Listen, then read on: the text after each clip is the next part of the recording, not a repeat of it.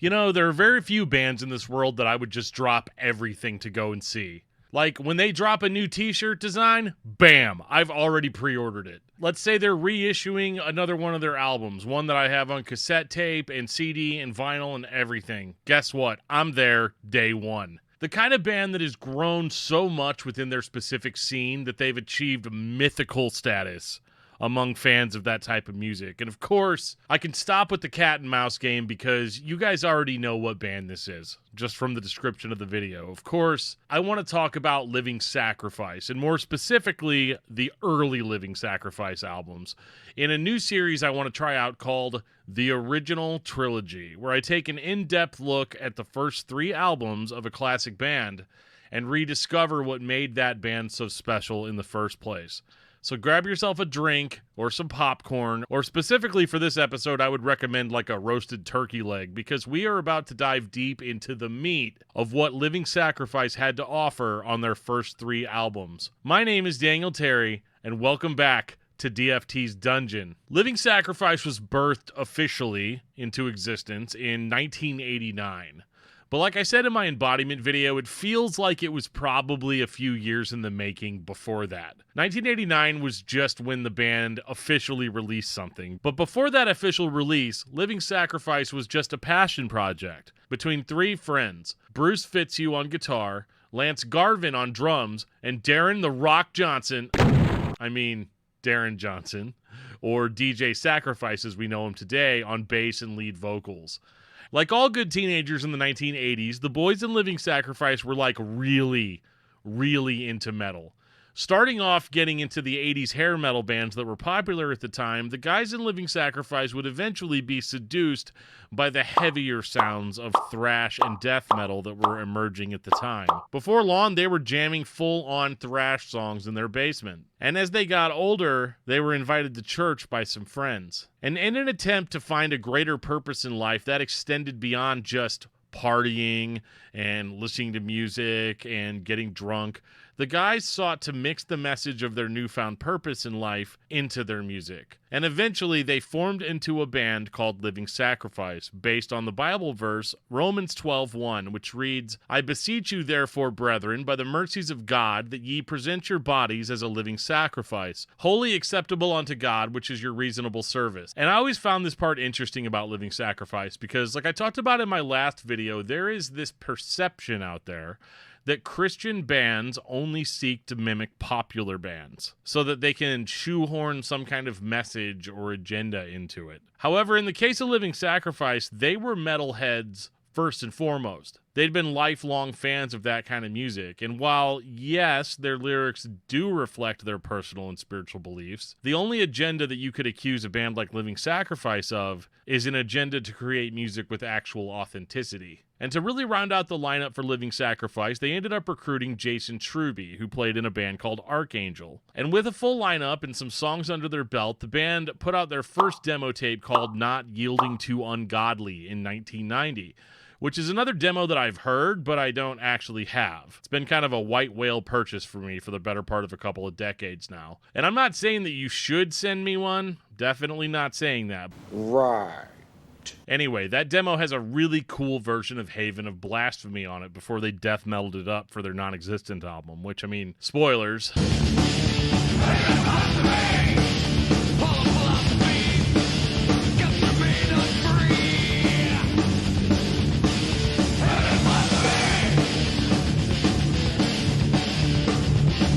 But yeah, for a demo, this thing sounds pretty good. DJ's vocals sound very authoritative and aggressive, and you can really hear the band pushing hard to reach the same level of speed and aggression that they loved about their favorite thrash bands at the time. Apparently, demo tapes were traded all around back then because the tape ended up in the hands of Believer's Kurt Bachman, who got the band in contact with REX Records. And even though I know it's supposed to be pronounced REX Records, I still like to call it Rex, which is what I called it for years, because I don't know, it's funnier to think that the label was named after somebody's dog. Once the band had that record deal secured, they stepped into Catamount Recording Studio in Iowa and poured all that speed and aggression into their 1991 self-titled album, Living Sacrifice. Well, look at that. It only took me like 5 minutes into the video to start talking about the first album in this trilogy. The Living Sacrifice self-titled mixes the anger and speed of bands like Sepultura with the technical brutality of bands like Slayer.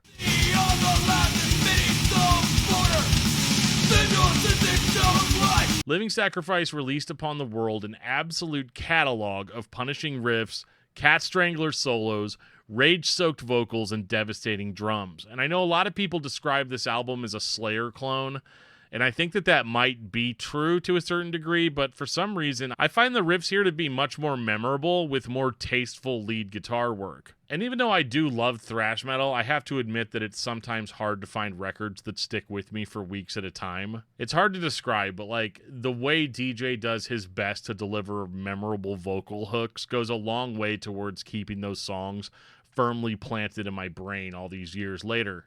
And speaking of years later, I obviously didn't hear this back in 1991 when it came out. The first Living Sacrifice album I ever heard was The Hammering Process, which would have been in the early 2000s when I was in high school. I didn't even know the band had any albums out before The Hammering Process. I had a friend who was about 2 years younger than me who I showed The Hammering Process to, and he became obsessed with the band almost instantly. And it was him who decided to go actually look online and discover if this band had any more albums out. And he found out that the band actually had 4 albums out before The Hammering Process. And it's funny because one thing I don't remember very well at the time was how we actually made money back then. I mean, we were kids. We didn't have jobs or anything. But somehow this little kid who couldn't have been any older than 13 at the time ended up ordering the first 3 Living Sacrifice albums directly from the band's website. And those were the 1999 Solid State reissues. And I remember when they arrived, we went over to his house and we listened to the first album on repeat like the whole day. And it was not what I was expecting at all, because at the time I hadn't really heard much Slayer or Megadeth or Sepultura or Creator. I mean, we listened to Christian bands, right? So the most knowledge that I had of thrash metal at the time was like, I was one of those kids who listened to like mostly nu metal and told people that, yeah, man, I only really like old Metallica, okay? But this was much heavier than that, and this was as close to a full-on introduction to thrash as I was ever going to get that year. And we thought that these guys were guitar gods, and I think to some degree, I still think that about Living Sacrifice. They were one of the first bands that I remember actually memorizing their riffs. I can't think of a lot of bands that I really ever did that with. And even though I wasn't around when this first came out, I have a feeling that my experience was similar enough to Christian kids back in the early 1990s. Like, this had to be their first introduction to thrash metal. Christian thrash metal was something of a novelty at the time. And before you guys come into the comments and tell me all about Deliverance and Vengeance Rising and Tourniquet and Believer and Sacrament and Mortification, I know. I know that those bands were around too, and I think they probably had a very similar effect on people that Living Sacrifice did. And I'm a huge fan of those bands, so you can expect some more original trilogy episodes about some of those bands that I just mentioned.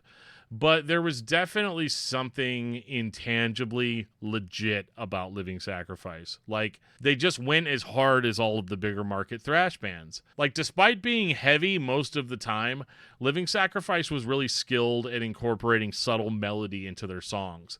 And one of my favorite moments on this record was how the songs Second Death and Obstruction are linked together with all this overdriven noodling that gives way to this haunting melodic piece that before you know it, you're already 30 seconds into Obstruction, bro, and you didn't even notice that the song changed. And actually, if you have the original REX release, you actually have an excuse for that because they are just smushed together as one track on the original CD. What's interesting is that I wouldn't end up actually buying this album myself until about a year later when I went to Cornerstone Festival, and I managed to buy the first 3 albums on cassette for like 50 cents a tape, the original REX releases. And I've got a story about listening to tapes, but I'll save it for a little bit later in this video. It was just a different time. I honestly sort of miss driving around my old Ford ZX2 that I had in high school, and I was only listening to tapes in that thing because, you know, it didn't have a CD player. So, like, it wasn't cool to listen to tapes, but it was still kind of cool. Anyway, this album put Living Sacrifice on the map, and even though it's a relic of the past, I think it still holds up today. But by 1992, thrash metal was starting to wane in popularity, and a lot of these heavier thrash bands started going in a more down-tuned and death metal direction. And Living Sacrifice was no exception to this. Man, the first time I heard Nonexistent, I don't think that I was really ready for it. It happened like this. So, remember that 13-year-old kid that I was telling you about? He and I were on our way to a Christian music festival in Greenville, Illinois, called Agape Fest. And this kid brought along his new collection of old school Living Sacrifice CDs. Because when you're going to go on an hour-long bus trip in like 2003, that's what you did. You brought that portable CD player, a pair of headphones, and as many CDs as you could stuff in your backpack, which is why a lot of the CD cases that I still have are like all cracked, because you just carry that backpack around that's full of CDs and you're just like setting it down constantly. So he and I had been listening to Self-Titled a lot before that, but I wasn't really around to hear him listen to the other two. So I ended up pulling the Nonexistent CD out of his backpack, and I asked him, hey, man, is this one as good as the other one was? And he's like, well, I like the riffs and the drums, but the vocals sound like a dead person is screaming in my face. Now, with me not having heard the record before, I just kind of figured he wasn't familiar enough with like death metal style vocals, and not wanting to sound like I wasn't cool, man. I was like, yeah, dude, that's what death metal vocals are like. And he's like, no, I've heard death metal vocals before, and this sounds totally different. So of course I had to hear what he was talking about. So I put on the headphones in this like noisy bus, and I listened to the song Haven of Blasphemy, and this is what I heard.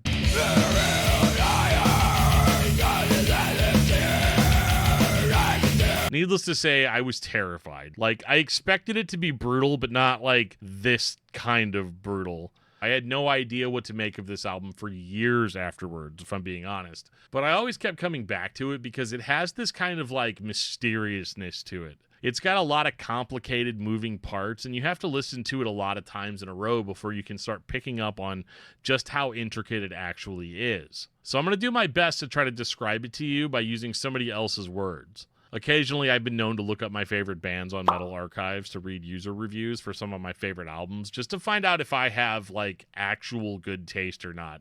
And I remember stumbling on this review for Nonexistent by a reviewer going by the name of Perpetual Dusk, who titled his review, Imagine Gore Guts on Weed with Christian Lyrics. And honestly, that's a pretty accurate description. I'm a huge fan of Gore Guts, so please understand that to me, that is a very high compliment. Nonexistent kicks off with an intro track called Emerge, which establishes the album's dark and dreary atmosphere right off the bat. And honestly, I thought that they were going to ease us in more when going from Emerge to Enthroned, but guess what? You thought wrong, dude. Because Enthroned proceeds to beat the ever-living crap out of you.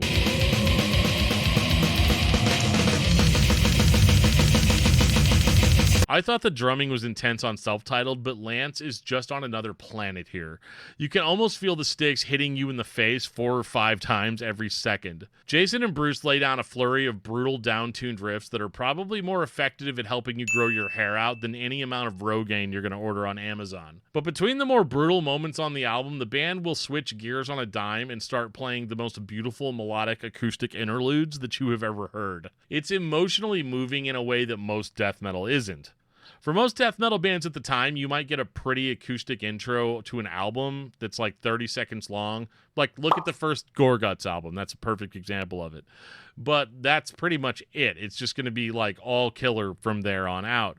But Living Sacrifice deals out these interludes pretty regularly, and it's pretty successful in providing you with just a glimmer of hope in between all the bouts of chaotic brutality. But what's interesting about Nonexistent is that when I'm listening to like the whole thing in a single sitting, I always kind of like to let the natural vibe of the music play into my imagination. There's this old H.P. Lovecraft story called The Beast in the Cave, where this like furry white creature comes stumbling out of a cave after having been in there for over a decade. And upon close examination, they realize that one time, far in the past, that creature used to just be a man who got lost in the cave and had just been there for, I don't know, decades, years. And that's literally how I feel when I'm listening to Nonexistent. It's like walking through a pitch black cave of death, but occasionally finding untouched bodies of water and small treats to eat along the way to just give you enough sustenance to keep you going. And that was probably really weird, but even whenever I'm listening to it in the modern day, I still think to myself, yep, Dan, it's time to go back into that cave. And then lastly, there's DJ's vocals. So you guys heard them from the clip that I played. Now, I'll admit, at first, I hated these vocals. I hated them for years. And a lot of that had to do with the fact that his vocals didn't really sound like any other death metal vocals that I'd heard before. Usually, When your casual music fan will listen to something that doesn't sound like what they're expecting, automatically you want to say, oh man, it's bad. I mean, I did a discography discussion episode back in 2017 talking about how much I hated DJ's vocals on this album. But I think one of the things that kind of contributed to my feelings about the vocals had more to do with the way that the original Nonexistent album is hard to listen to anyway, because of the way that it was recorded. See, back in 1992, when Living Sacrifice was first planning on recording Nonexistent, they had originally wanted to record with Scott Burns of Morrisound Studio. Scott, as a lot of you guys know, produced some of the greatest death metal albums of all time in that studio. However, REX was really pushing the band to sort of get this record done as fast as they could so that they could go and play at Cornerstone Festival that year. And Scott Burns just wasn't available during that time period. And it's kind of a bummer because what actually ended up happening was the band was thrown into a studio with an audio engineer who had no idea how to record or mix a death metal band.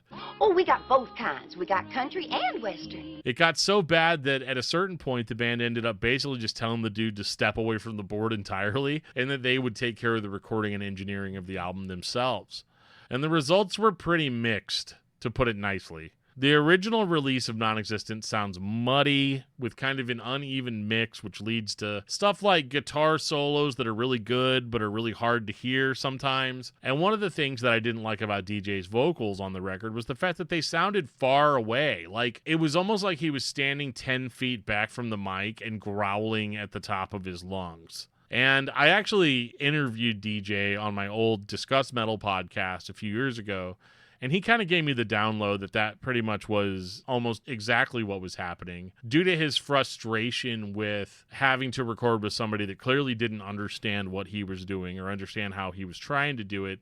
He got frustrated, and I think he just wanted to be done, right? He just wanted to be done and just busted all those vocals out as quickly as he could so that he could have them all done in one evening and be done with it. But the interesting thing about the vocals is that I don't think that they were necessarily unsalvageable. I don't think that they sound great on the original release of this album. And even though the final recording is serviceable, it wasn't until 2022 when Nordic Mission re-released Nonexistent that I actually started liking Nonexistent. What they did with this reissue was go in and have Jeremiah Scott of Demon Hunter give the original recording a brand new mix and a brand new audio remaster. And the results were honestly like wizard magic. Suddenly those guitar solos that were hard to hear before are front and center in the mix, right in your face. Exactly how death metal should sound. And those faraway vocals are now 2 inches from your nose, to the point where you can almost feel DJ's breath when you're listening to the album. It's the closest thing the band had to a complete do-over,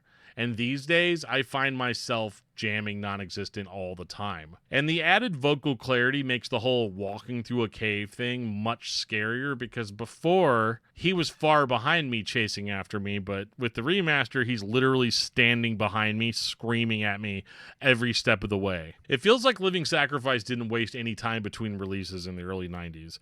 With Nonexistent coming out in November of 1992, the band was already in the studio by December of 93 recording their third album, Inhabit. And this time the band decided to record the album with people that they trusted, being Kurt and Joey from Believer, in their own studio, Trauma Studios. And man, what a difference that makes.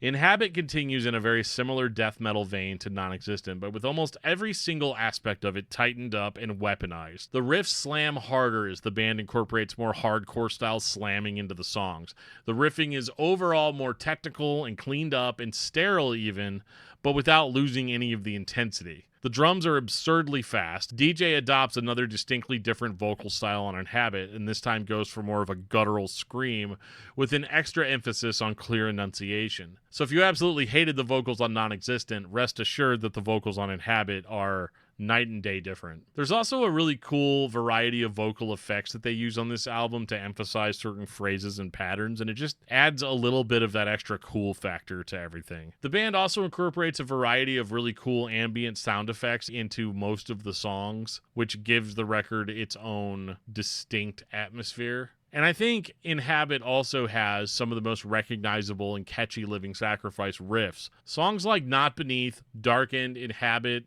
and Sorrow Banished, I can still hum along to those riffs even without having the CD anywhere near me. The song Breathing Murder is probably my favorite on the album because it has this absolutely sickening intro that is over a minute long of just ambient noise. And it's like the feeling of being nauseous and just feeling the bottom of your stomach drop out. And then that's followed by a heavily distorted, almost backmask sounding vocal effect.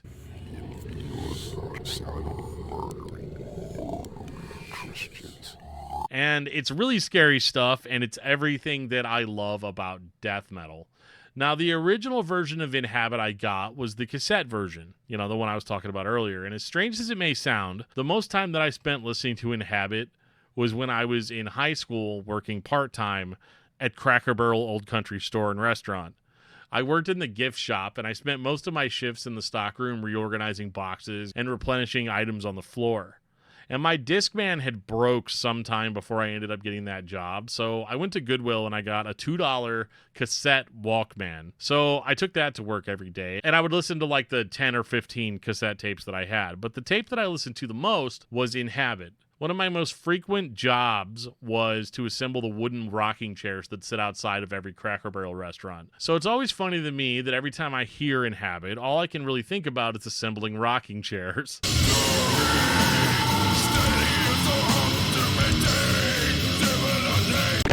The album ends with an absolutely devastating closer called Departure, which after about 4 minutes gives way to the instrumental song Dead Silence, which is probably one of the most beautiful Living Sacrifice songs out of their whole career. And Dead Silence in particular is the song where I first observed what I think is the most defining aspect of Living Sacrifice's music. When the band is able to be melodic but still maintain the extremity of what they do. Their music just ends up sounding, powerful, I guess. It contains its own sense of self-importance without being pretentious, and they're able to give the music a much more grand and profound impact. It's hard to describe.